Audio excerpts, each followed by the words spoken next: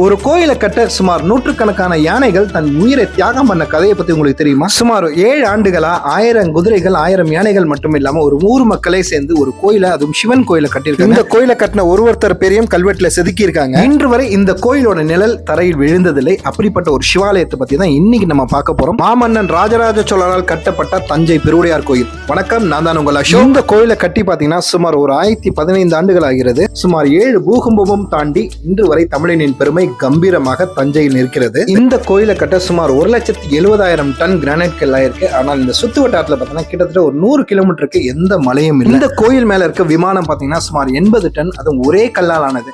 அந்த கல்லை அங்க மேல ஏத்துறதுக்கு அவங்க அன்னைக்கு யூஸ் பண்ண டெக்னாலஜி என்னன்னு பாத்தீங்கன்னா சுமார் ஒரு 6 கிலோமீட்டருக்கு பாத்தீங்கன்னா மணல் மேடு கட்டி அது மேல இந்த கல்லை யானை மூலியமா மேல ஏத்திருக்காங்க.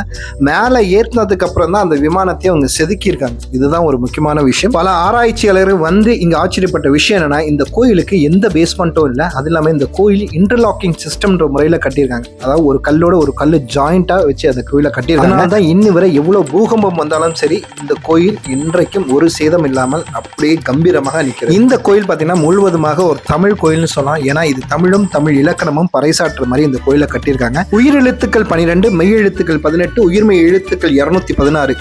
இந்த கோயிலோட மொத்த உயரம் பார்த்தீங்கன்னா 216 அடி. அது மட்டும் இல்லாமல் சிவலிங்கத்தோட பீடம் பாத்தீங்கன்னா 12 அடி, சிவலிங்கத்தோட உயரம் 18 அடி. இந்த லிங்கத்துல இருந்து விமானம் வரைக்கும் பாத்தீங்கன்னா சுமார் 216. லிங்கத்தில் மேல் வைக்கும் விபூதி பாத்தீங்கன்னா 1 அடி. கருவறை லிங்கத்திலிருந்து நந்தி வரை உள்ள தூரம் 247 அடி. அதாவது தமிழ் எழுத்தின் மொத்த எண்ணிக்கை 247.